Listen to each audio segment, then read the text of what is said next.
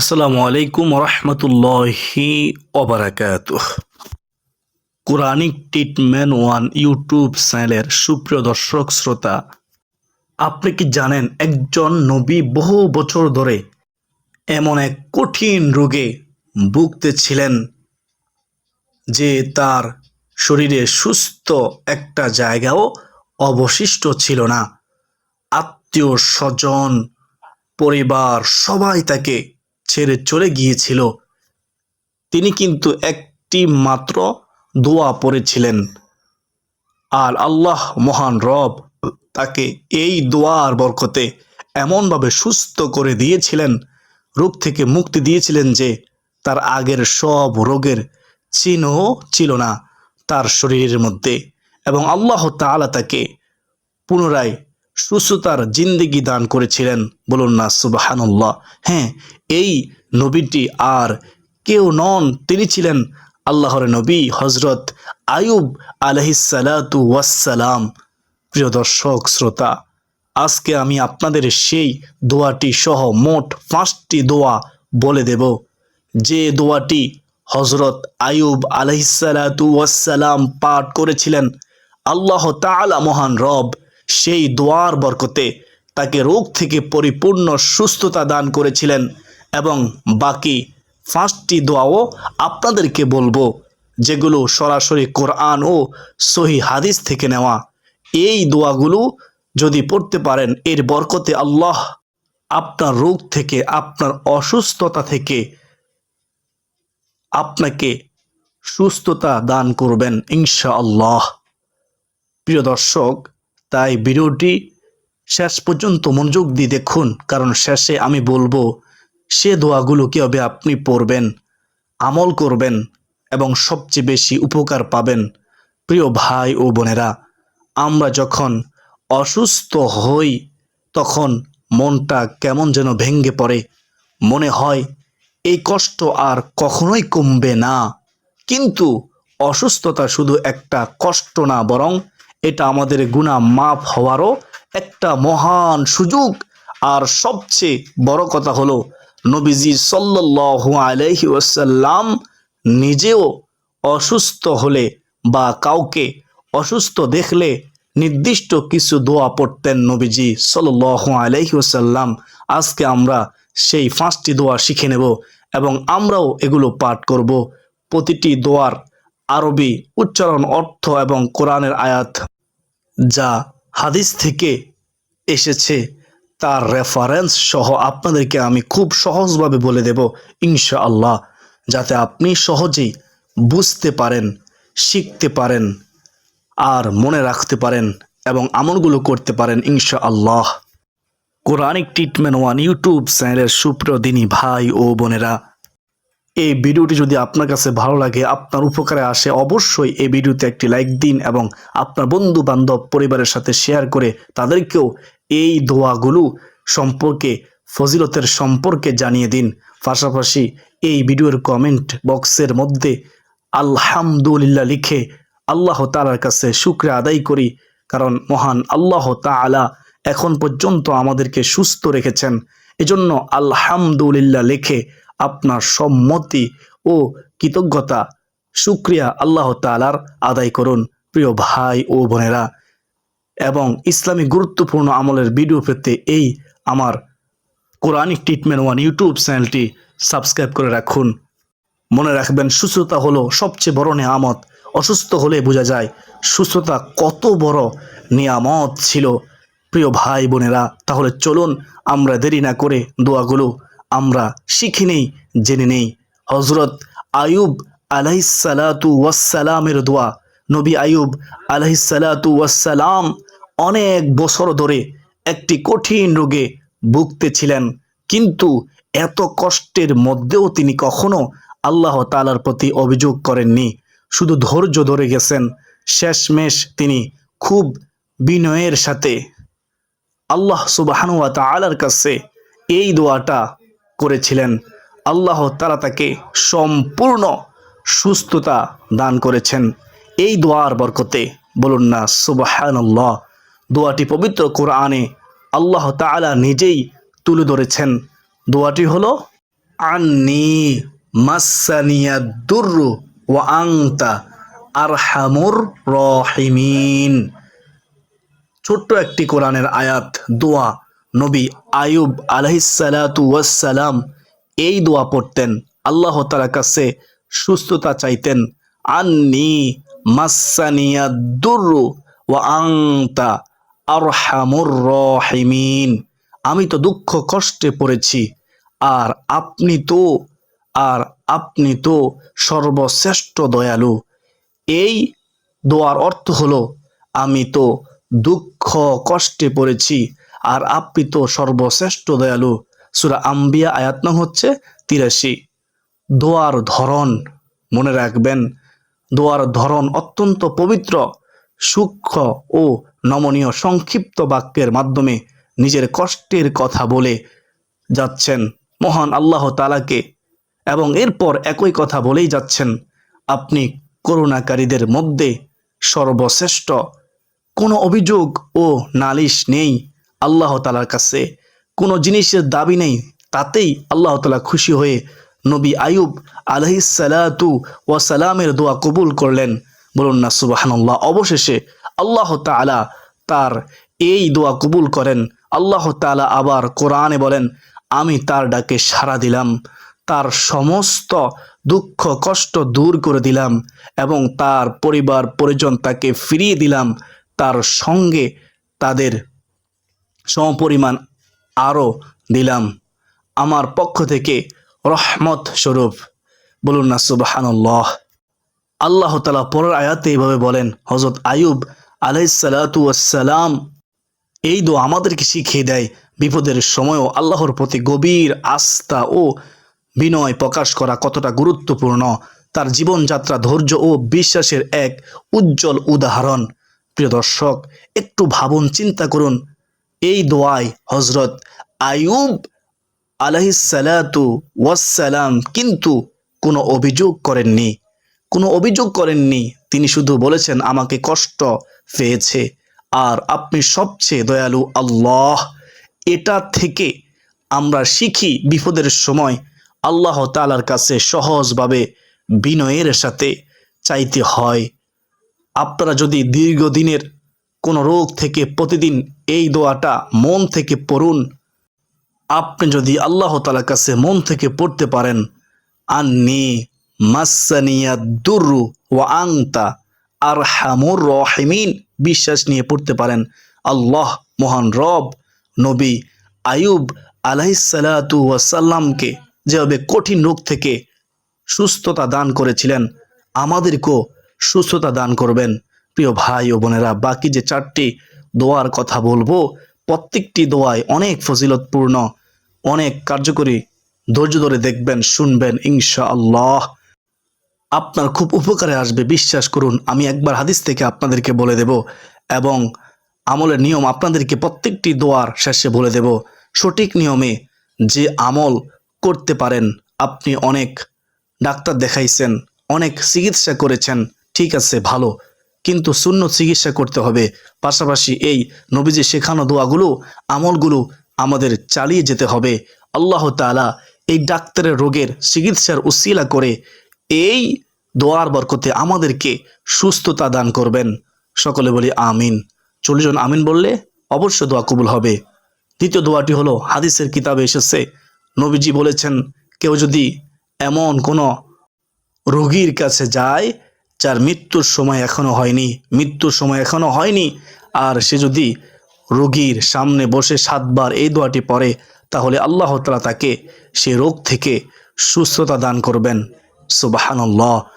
অর্থাৎ তার মৃত্যুর সময় এখনো হয়নি, সে মৃত্যুর শয্যায়, কিন্তু মৃত্যুর হায়াত তার এখনো বাকি আছে, অনেক কষ্ট রয়েছে তার।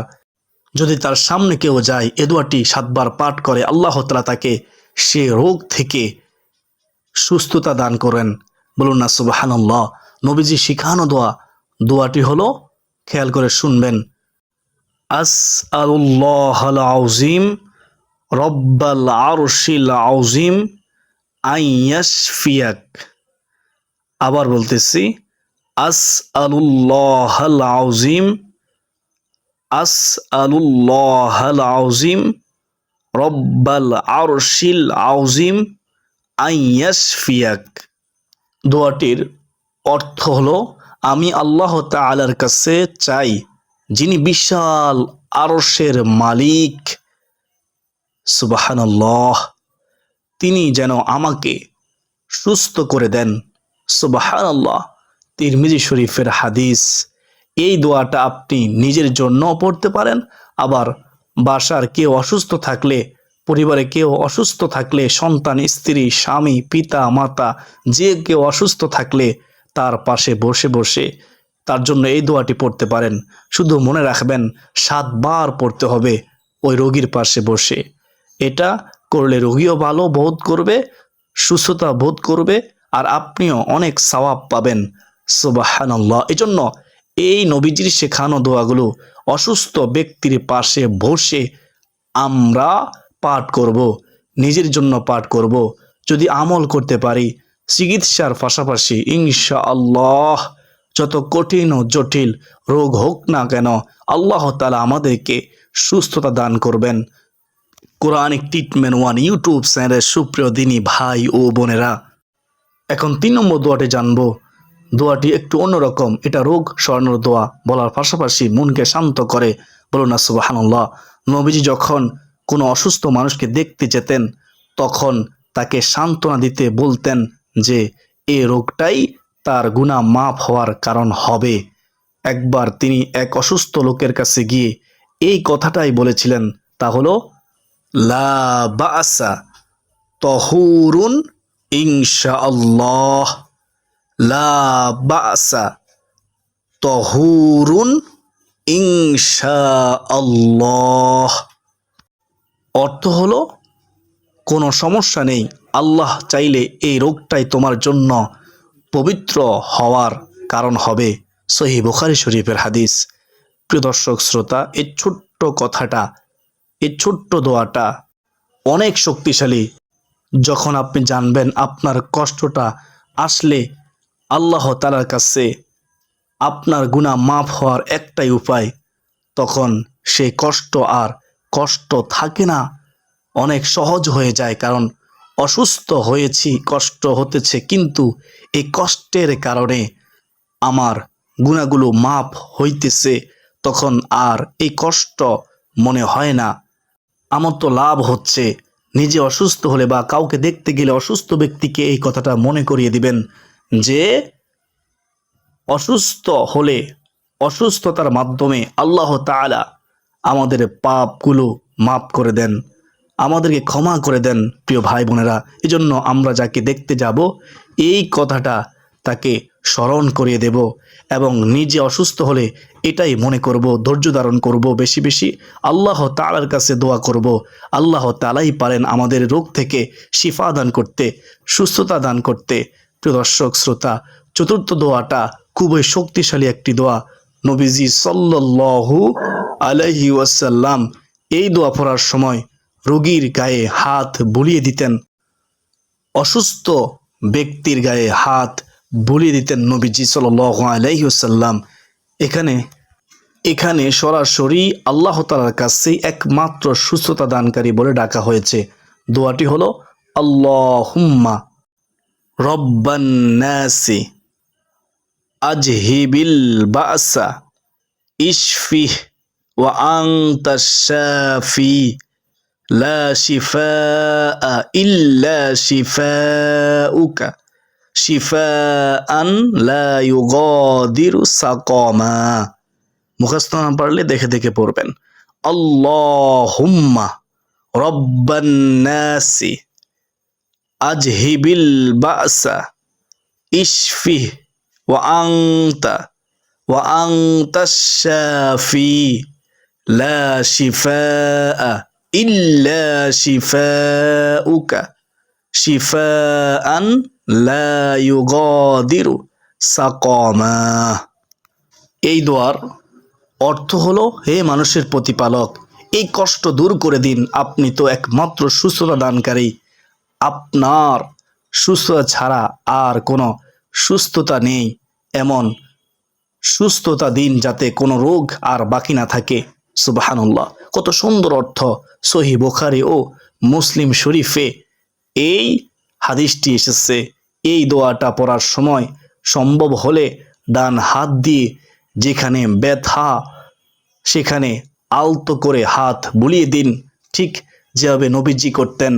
শরীরে ব্যথা হোক বা মনে কষ্ট হোক, দুই ক্ষেত্রে এই দোয়াটি পড়া যায়।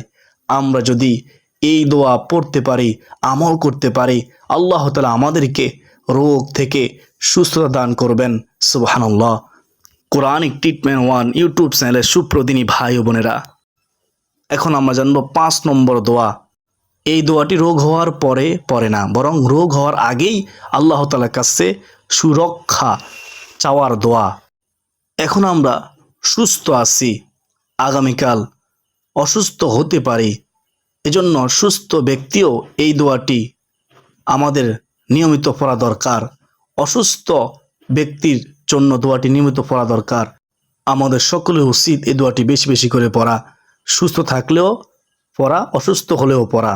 দোয়াটি হলো আল্লাহুম্মা ইন্নী আউযু বিকা মিনাল বারাসি ওয়াল জুনুনি ওয়াল জুযামি ওয়া মিন সাইয়্যিল আসকাম।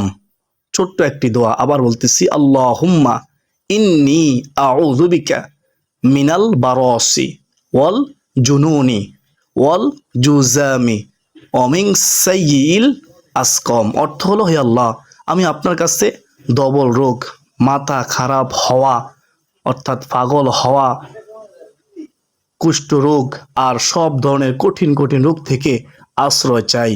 সুবহানাল্লাহ, কত সুন্দর দোয়ার অর্থ। আবু দাউদ শরীফের মধ্যে এই হাদিসটি রয়েছে। প্রতিদিন সকালে আর সন্ধ্যায় এই দোয়াটা পড়ার অভ্যাস করুন। এটা শুধু এখনকার রোগ থেকে বাঁচার জন্য না, বরং ভবিষ্যতে বড় বড় রোগ যে রোগে আসুক না কেন, তার জন্য একটা সুরক্ষা। চমৎকার দোয়া, কার্যকরী দোয়া প্রিয় দর্শক শ্রোতা, এজন্য এই দোয়াগুলো আমরা পড়ব। আরেকটি আমল হলো সূরা ফাতিহা রোগ নিরাময়ের জন্য অত্যন্ত ফজিলতপূর্ণ। খেয়াল করে শুনবেন। হাদিসে এসেছে সূরা ফাতিহা শিফা বা নিরাময়ের জন্য পড়া হয়। হযরত আবু সাঈদ আল খুদরি রাদিয়াল্লাহু তাআলা আনহু থেকে বর্ণিত, একজন সাহাবী সূরা ফাতিহা পড়ে একজন রোগীকে সুস্থ করে দিয়েছিলেন এবং নবীজি সাল্লাল্লাহু আলাইহি ওয়াসাল্লাম এটি অনুমোদন করেছেন। সহিহ বুখারী শরীফের হাদিস। এজন্য সূরা ফাতিহাকে রোগ মুক্তির সূরাও বলা হয়। সূরা ফাতিহা পড়ার নিয়ম, সূরা ফাতিহা 7 বার পরে রোগীর শরীরে ফু দেওয়া, রোগীর কপালে বা মাথার স্থানে, ব্যথার স্থানে হাত রেখে পড়া উত্তম। প্রিয় দিনী ভাই বোনেরা, এই সূরা ফাতিহা পড়বেন, তারপর সূরা ইখলাস পড়বেন। বিসমিল্লাহির রহমানির রহিম, কুল হুয়াল্লাহু আহাদ আল্লাহুস সামাদ লাম ইয়ালিদ ওয়া লাম ইউলাদ ওয়া লাম ইয়াকুল লাহু কুফুয়ান আহাদ। সূরা নাস ও সূরা ফালাক পড়বেন। এই তিনটি সূরা অসুস্থতা থেকে সুস্থতা ও সুরক্ষার জন্য নিয়মিত পড়া আমাদের উচিত। আম্মা জান আয়েশা সিদ্দিকা রাদিয়াল্লাহু তাআলা আনহা থেকে বর্ণিত, নবীজি সাল্লাল্লাহু আলাইহি ওয়াসাল্লাম অসুস্থ হলে এই 3টি সূরা পড়তেন এবং শরীরে ফু দিতেন। সহিহ বুখারী শরীফের হাদিস। 3টি সূরা 3 বার করে পড়বেন, 3 বার করে পড়া উচিত। পড়ার পর নবীজি সাল্লাল্লাহু আলাইহি ওয়াসাল্লাম প্রত্যেকদিন ঘুমানোর আগে 2 হাতের তালু একসঙ্গে রাখতেন। সূরা ইখলাস, সূরা ফালাক, সূরা নাস পাঠ করে হাতের তালু মুবারকে ফু দিয়ে 3 বার মুখমণ্ডল থেকে সামনে যতটুকু সম্ভব মাসে করতেন। এভাবে মাসে করলে ইনশাআল্লাহ সকল ধরনের রোগ থেকে, বিপদ আপদ থেকে, জাদু টোনা কুফরি কালাম থেকে আল্লাহ তাআলা হেফাজত করবেন। সুবহানাল্লাহ। নবীজি এই আমলটি নিয়মিত করতেন, আমরাও করব ইনশাআল্লাহ আজ্জা ওয়া জাল্লা। অসুস্থ ব্যক্তির জন্য নিজের বাসায় দোয়া করা যায়, দোয়া করা যেতে পারে। আল্লাহ তাআলার কাছে দোয়া করতে হবে, সুস্থতা চাইতে হবে। দোয়া করবেন, হে আল্লাহ, হে আল্লাহ, আমার অথবা অন্য কারো জন্য দোয়া করতে, অমুকের রোগ তুমি দূর করো, সুস্থতা দান করো, তুমি সব ক্ষমতার মালিক।